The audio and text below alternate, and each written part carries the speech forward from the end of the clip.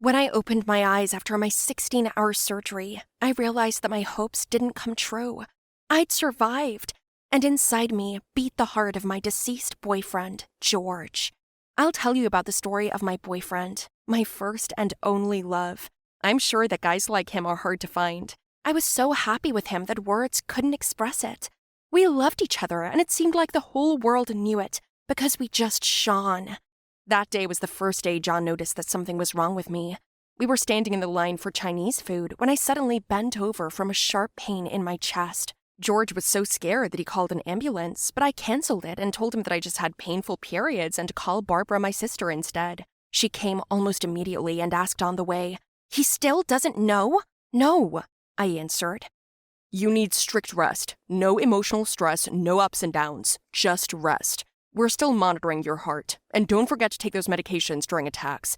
They'll just get stronger every time," the doctor had told us. Barbara was, of course, against my trip to the mountains for skiing. It was George's birthday, and we'd planned to go there with friends for so long. No one loved me more than my boyfriend, and he just loved skiing. I couldn't miss it, so I just decided that I'd take my medications with. A few days later, we quickly got ready, and as I ran out of the house, I shouted to my sister, "Bye," and left. We talked and laughed with our friends all the way. It was so much fun. Then, unexpectedly, a car suddenly skidded on the road. We didn't expect it. I was sitting in the front seat, and my boyfriend was driving. I grabbed the handle, was so scared, and George straightened the car and then braked. Luckily, no one was hurt, but I asked George to pull over to a gas station. I felt like a seizure was about to begin.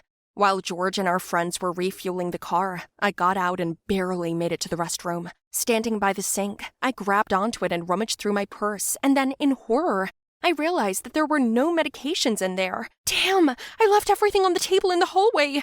No, what should I do? I said to myself and started washing my face and trying to breathe evenly. Then I heard George's voice. He was agitated. I straightened up and tried to smile. "Hey, this is the women's restroom," Barb called. "What did she say?" "Nothing, she just asked where we are. You forgot your phone at home. She was acting weird." "Weird?" "She asked me to be careful with you.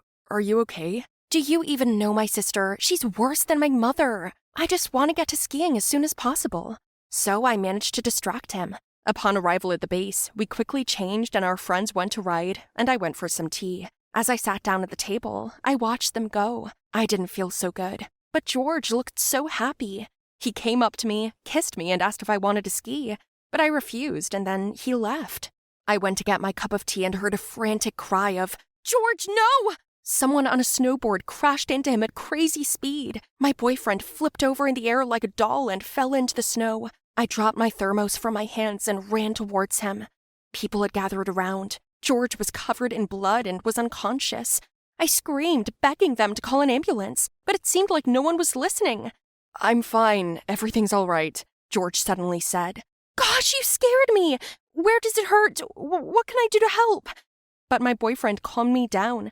He showed me his leg and said it was just a scratch, and the red on his clothes wasn't blood, but tubes of red paint. I asked him, "Why did you do that?" George and his friends remained silent. Then his friend stepped forward and said, "If that idiot hadn't ruined everything." Then George got down on one knee and pulled out a ring. "I wanted to write this in the snow. Will you marry me?" My emotions overwhelmed me. I cried and wanted to say yes, but then it started to hurt, and I lost consciousness. I woke up in the hospital room. George was sitting next to me with his head down. He was holding my hand and crying. "Why didn't you tell me anything? You need a heart transplant. How could you hide that from me?" I wanted to explain something, but I couldn't because there was a tube in my mouth. The doctor approached and told George, "The test results are ready. Approval for donation's been obtained. Let's go, we can't waste a minute." My mind was exploding. No, what donation? Was he going to give me his heart? He kissed me quickly and left, and I tried to scream, pulling out the tube, but the nurses held me down, and then they injected me, and I fell asleep. When I came to my senses, tears flowed from my eyes as soon as I placed my hand on my heart. "George, how could you do this?" On my left hand shone a ring, the one he wanted to put on but never had the chance to. The doctor came in. He took off the mask from my face and tried to calm me down. He informed me that the surgery was successful and he'd invite all my relatives in. My breathing was painful and speaking was even worse, but tears choked my body. How could George do this? He did it himself. He wanted to help you. Did you tell him? I asked you not to. Tell him what? Said a familiar voice. My pupils widened at the sight of George. I wanted to stand up, but pain pierced my chest. They put the mask back on me, and George escorted my sister out. He held my hand and kissed my palms. Did you think I'd become a donor? I would gladly have done it, my love, but my tests didn't match. When I learned of your diagnosis, I remembered a friend of mine. He told me he had very little time left to live. He had a rare brain disease, but his organs were healthy and he wanted to give them to someone. All I could offer was to pay his family, and he agreed. My tears flowed like a river. From that moment on, I promised myself that I would not live my life in vain. I would be happy, and soon I'd marry the man I love. Hello, everyone. My name is Hannah, and I will tell you about my most beautiful voice in school, and that having talent is not always the same as being happy. My father toured with solo concerts all over the country almost all year round. My mother sat at home with me, but I worked furiously on my voice to the point of exhaustion in order to sing better than the day before. My only vocal competitor was Laura, a girl from my school, but one day she lost her voice, and in theory, I should have won the main competition for the best vocals. The prize was not important to me. I just knew that my father would come, and I wanted to hear from him the cherished words of praise. At least once in my lifetime, me and my friends Kim and Keanu came to karaoke as usual. But some guy didn't like that I sang so beautifully and loudly. He smashed my personal microphone, making me nervous. Freak! You will repay that microphone. Is that clear? Freak? You yourself are a freak. What did you say? This ended the fight, and our friends parted us. I remember his face. His name was Will. And you won't believe it, but fate began to push us face to face more and more often. We continued to shout nasty things to each other when we walked past. Friends jokingly suggested that this is how great love begins. Do you think they were right? If yes, then put pluses in the comments. So the concert was approaching. I went to a rehearsal in a half-empty area, sat right on the ground, and began to sing. After finishing the rehearsal, I looked around, and guess who caught my eye? Will. Oh my God, what are you doing here? Well, actually, I should ask you the same thing. What the heck? I live here. What? That's my house. I heard that someone was singing for several days in a row, so I had to come take a look. Crap. Even here I can't get rid of you. Don't worry, I won't annoy you with my singing anymore. Well, who said that you were annoying me? You have a great voice, don't you? I couldn't believe he'd said that, but it seemed sincere. He asked me to sing 2 more songs, and I flushed. Will applauded and said that I have a real talent. It was very nice. And after that, we even stopped fighting. And yes, you were right, we began to communicate better, especially when I accidentally found him on the road in a state beaten by someone. He did not say anything, and I offered to treat his wounds myself. The very next day, he came to me with a new microphone. I couldn't help myself. I hugged him tighter, and our eyes met. But someone called him, and he went to talk. And then he said it was time for him to go. But he promised to take a walk with me tomorrow, and I agreed with pleasure.